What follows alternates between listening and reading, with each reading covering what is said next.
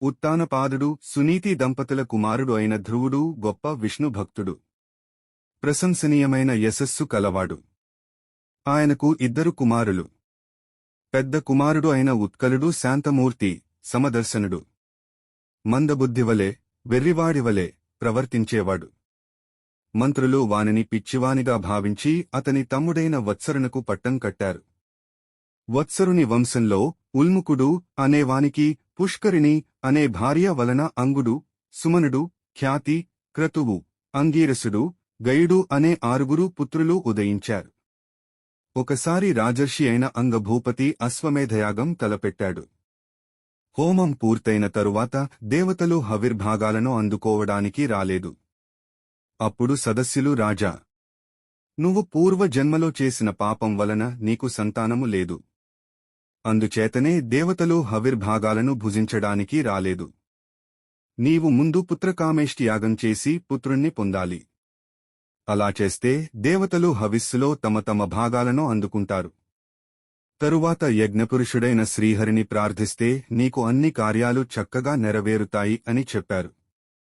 వారి సలహా ప్రకారం అంగరాజు పుత్రకామేష్టి నిర్వర్తించి యజ్ఞపురుషుని ద్వారా లభించిన పాయసాన్ని తన భార్య సునీతకు ఇచ్చాడు. కొద్ది రోజులకు ఆమె గర్భం ధరించి ఒక పుత్రుని కన్నది. ఆ కుమారుని పేరు వేణుడు. ఆ వేణుడు తన మాతామహుడైన మృత్యుదేవతవలే అధర్మ మార్గంలో జీవించసాగాడు.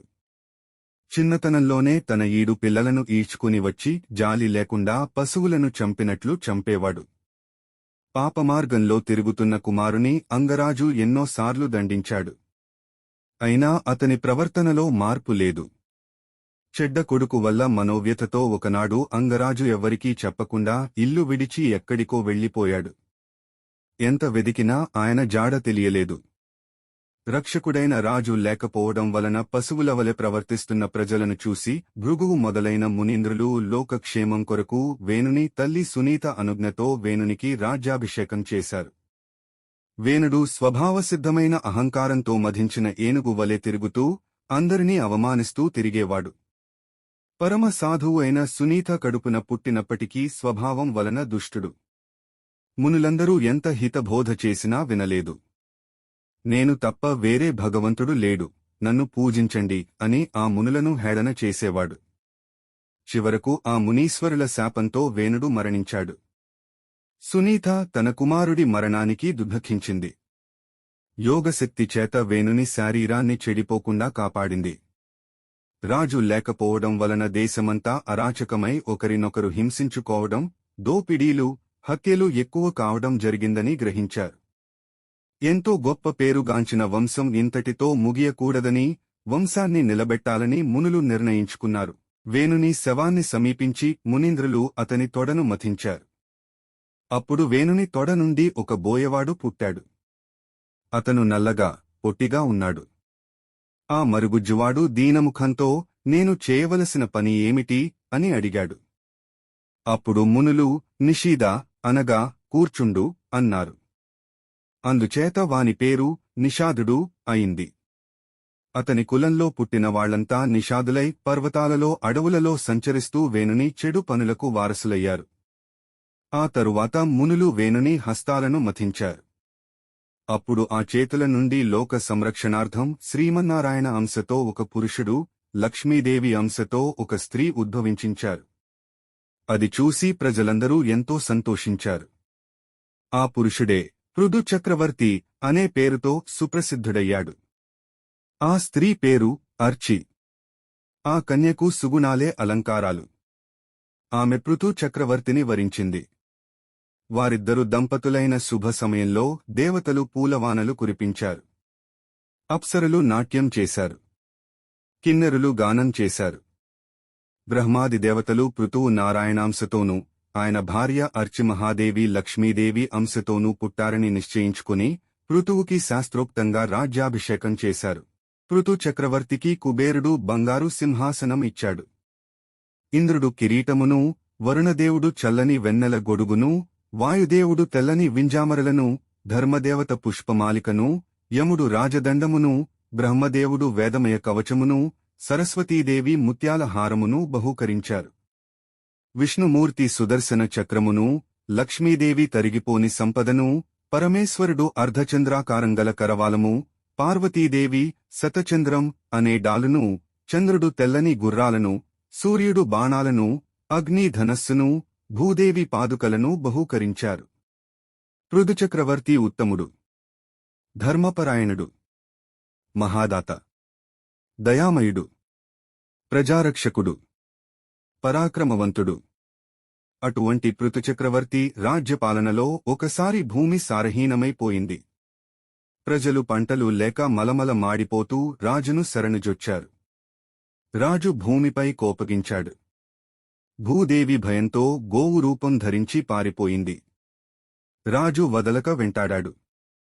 హవిర్భాగాన్ని స్వీకరించి కూడా ఎందుకు ధాన్యాలను విస్తరింపలేదు అని ప్రశ్నించాడు. కోపంగా ఉన్న చక్రవర్తిని చూసి భూదేవి, రాజా, శాంతించు. నాకు అభయాన్ని ప్రకటించు. పూర్వం బ్రహ్మదేవుడు నాలో ఉంచిన ఓషధుల్ని దుర్జనులు అనుభవించారు. కొన్ని దొంగలు ఎత్తుకుపోయారు. అందువలన నేను బక్కచిక్కిపోయాను. యజ్ఞాలు జరపడానికి వీలుగా మిగిలిన ఓషధుల్ని నేను మింగివేశాను. అవి జీర్ణించుకుపోయాయి. నువ్వు దోహనక్రియను కల్పించి నా పొదుగు నుండి తిరిగి ఓషధులను పొందవచ్చు. నేను ఇప్పుడు మిట్టపల్లాలతో విషమంగా ఉన్నాను. నన్ను చదును చేసి సమంగా చెయ్యి అని చెప్పింది. అప్పుడు పృథువు సంతోషంతో మనువును గోవత్సంగానూ తన చేతిని పాత్రగాను చేసి తను దోగ్ధగా భూమి నుండి ఓషధులను పితికాడు. తరువాత ఋషులు వేదమయమైన క్షీరమును, దేవతలు అమృతమయమైన క్షీరమును, అప్సరసలు, గంధర్వులు గాంధర్వం అనే క్షీరమును, పితృదేవతలు కవ్యము అనే క్షీరమును, సిద్ధులు సిద్ధి అనే క్షీరమును, విద్యాధరులు విద్యామయమైన క్షీరమును, కింపురుషాదులు మాయ అనే క్షీరమును, పిశాచాలు రుధిర క్షీరమును, నాగులు విషరూపమైన క్షీరమును, క్రూరమృగాలు మాంసం అనే క్షీరమును, పక్షులు కీటకాలు ఫలాదులు అనే క్షీరమును, ఈ విధంగా అందరూ తగిన పాత్రలలో తమకు తగిన క్షీరములను భూమి నుండి పిండుకున్నారు. అప్పుడు పృథుచక్రవర్తి అందరి ఆకలిని తీర్చిన భూదేవిని తన కుమార్తెగా స్వీకరించాడు. ప్రజలు భయం పోయి సుఖసంపదలతో బ్రతుకుతున్నారు. పృథు మహారాజు మహావైభవంగా 99 అశ్వమేధాలు పూర్తి చేసి 100వ యాగాన్ని ప్రారంభించి యజ్ఞేశ్వరుడైన శ్రీహరిని ఆరాధింపసాగాడు. ఇంద్రుడు ఇదంతా చూసి అసూయపడ్డాడు. మాయావేషం ధరించి యజ్ఞశాలకు వచ్చి యజ్ఞపశువును అపహరించి ఆకాశమార్గం పట్టాడు. అత్రి మహాముని ఈ విషయం పృథుచక్రవర్తి కుమారునకు చెప్పగా అతను కోపంతో ఆకాశంలో వెళ్లే ఇంద్రునిపైకి దుమికాడు. ఇంద్రుడు దొంగవేషాన్ని, గుర్రాన్ని విడిచిపెట్టి పారిపోయాడు. అతని పరాక్రమానికి మెచ్చి మునులు అతనికి జితాశ్వుడు అని పేరు పెట్టారు. ఇంద్రుడు గుర్రాన్ని అపహరించిన సంగతి పృథు చక్రవర్తికి తెలిసి కోపంతో అతనిపై బాణాన్ని ప్రయోగించడానికి సిద్ధపడ్డాడు. అప్పుడు విద్వాంసులు యజ్ఞదీక్షితుడైనవాడు యజ్ఞపశువును తప్ప మరి దేనిని వధించరాదు, కాబట్టి ఇంద్రుణ్ణి సంహరించే పని విరమించు అని చెప్పారు. బ్రహ్మదేవుడు పృథుచక్రవర్తితో, రాజా, ఇంక నువ్వు యాగాలు చేయవలసిన అవసరం లేదు. నీకు 99 యజ్ఞాలు చేసిన ఫలం అప్పటికే లభించింది. మోక్షధర్మం తెలిసిన వాడివి కాబట్టి నీవు ఇంద్రునిపై రోషం విడిచిపెట్టి అతనికి క్షమించు. ఇంద్రుడి మాయవల్ల పుట్టిన పాషండులు భూలోకం అంతా వ్యాపించకుండా ఉండాలంటే నువ్వు ఈ యజ్ఞాన్ని ఆపివేయాలి అని చెప్పాడు. బ్రహ్మ ఆజ్ఞను తలదాల్చి పృథువు ఇంద్రుడితో మైత్రి చేసుకున్నాడు. ఇంద్రుడు రాజును క్షమాపణ కోరాడు. యజ్ఞభోక్త అయిన శ్రీహరి పృథువుతో, ప్రజలను రక్షించడం రాజుకు పరమధర్మం. నీవు ప్రజల అనురాగాన్ని పొంది సమచిత్తంతో పరిపాలించు. ధర్మార్థకామాలు మూడింటి యందు ఆసక్తి వీడు అని ఉపదేశించాడు. పృథుచక్రవర్తి చేసిన పూజా సత్కారములు గ్రహించి శ్రీహరి సంతుష్టి చెందాడు. పృథుచక్రవర్తిని ఆశీర్వదించి వైకుంఠానికి తిరిగి వెళ్లాడు. నరులు, సిద్ధులు, మునులు, గంధర్వులు, కిన్నరులు, పితృదేవతలు అందరూ చక్రవర్తి సత్కారాలు అందుకుని సంతోషంతో తమ నివాసాలకు వెళ్లారు. ఆ తరువాత పృథువు నగరానికి వచ్చి ప్రజల స్వాగతాన్ని అందుకుని అంతఃపురంలో ప్రవేశించాడు. పవిత్ర చరిత్రుడు, యశస్వంతుడు అయిన పృథుచక్రవర్తి పురాకృత సుకృతం వల్ల ప్రాప్తించిన భోగభాగ్యాలను అనుభవించాడు. జనరంజకుడై, దుండగులకు దండధరుడై సప్తద్వీపాలలో విస్తరించిన రాజ్యాన్ని పరిపాలించాడు.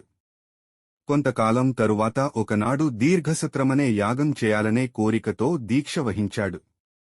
ఆ యాగంలో నిత్యమంగళాకారుడు అయిన మహారాజు తేజస్సుతో విరాజిల్లుతూ ఋషులను, పితృదేవతలను చక్కగా పూజించాడు. ఆ సమయంలో పృథుచక్రవర్తి సదస్సులను ఉద్దేశించి గంభీరమైన మాటలతో, దయచేసి వినండి. ధర్మాన్ని నిలబెట్టడానికి బ్రహ్మదేవుడు నన్ను నియోగించాడు. ధర్మబద్ధమైన ప్రజాపాలన సమర్థవంతంగా ఆచరించేవానికి కర్మసాక్షి అయిన భగవంతుడు ఏ లోకాలను అనుగ్రహిస్తాడో ఆ పుణ్యలోకాలు నాకు లభిస్తాయి. రాజు ప్రజలను ధర్మమార్గంలో నడిపించాలిగాని ధనాపేక్షతో పన్నులు వసూలు చేయకూడదు. అలా చేస్తే ప్రజలు చేసిన పాపాలు రాజుకే సంక్రమిస్తాయి. ప్రజలు చేసే మంచి పనులు రాజుకు మంచి చేస్తాయి. ప్రజలు అసూయారహితులై సర్వం పరమేశ్వరార్పణ అనుకుంటూ ధర్మాన్ని ఎల్లప్పుడూ ఆచరించాలి. అదే మీరు నాకు చేసే సేవ. భక్తితో భగవంతుడైన వాసుదేవుని పాదపద్మాలను ఆశ్రయించుకున్నవానికి సమస్త దోషాలు తొలగిపోతాయి. విజ్ఞానము, ధైర్యము, శక్తి లభిస్తాయి. అపారమైన సంసార దుఃఖాన్ని పొందరు. గొప్ప వైరాగ్యం ప్రాప్తిస్తుంది అని చెప్పాడు. సదస్యులు ఆయనను ఈశ్వరునిగా భావించి నమస్కరిస్తూ జయజయధ్వానాలు చేశారు.